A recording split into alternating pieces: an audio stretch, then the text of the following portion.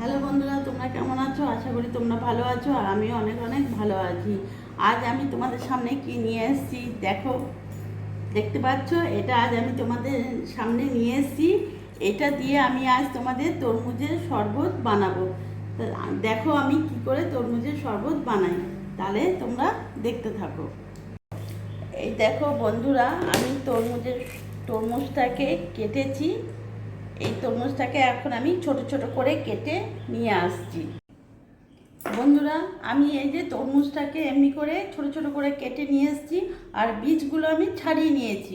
এর মধ্যে বীজ নেই, আর ছোট ছোট করে কেটে ছাড়িয়ে নিয়েছি, তোমরা দেখতে পাচ্ছ। এটাকে এখন আমি মিক্সিতে পিষে নেব। মিক্সিতে একটু একবার গুঁড়িয়ে নিলেই হবে। দাঁড়াও, তোমরা দেখো।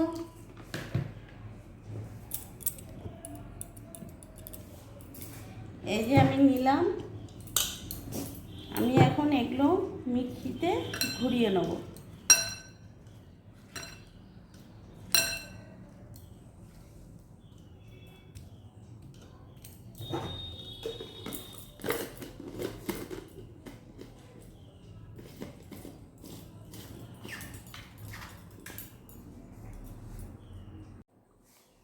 দেখো আমি এটা ঘুরিয়ে নিয়েছি।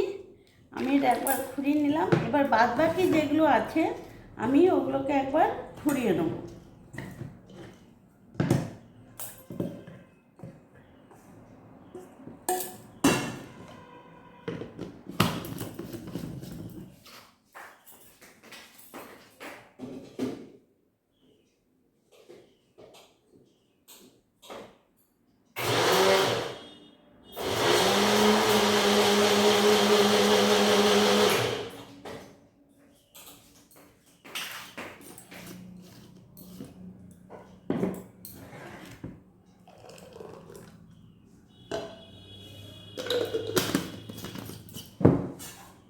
দেখতে পাচ্ছ বন্ধুরা, আমি এটা পুরো মিক্সিতে ঘুরিয়ে এটা আমি জুসটা বার করে নিলাম।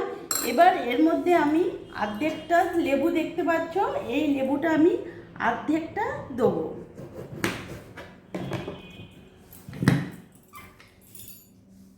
লেবুটা আমি অর্ধেকটা দিলাম।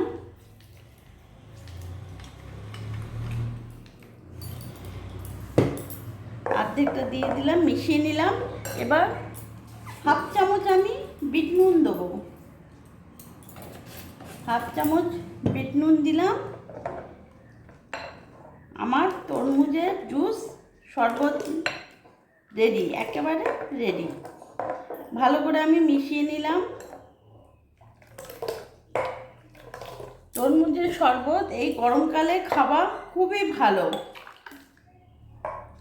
তাহলে দেখতে পাচ্ছ বন্ধুরা, আমি কিভাবে তরমুজের শরবত বাড়িতে বানালাম। অনেক বাচ্চা আছে তরমুজ খেতেই চায় না, বীজের জন্যে, বীজটা থাকার জন্য তরমুজ খেতে চায় না। কিন্তু এইভাবে যদি তোমরা তরমুজের শরবত করে দাও, তাহলে দেখবে,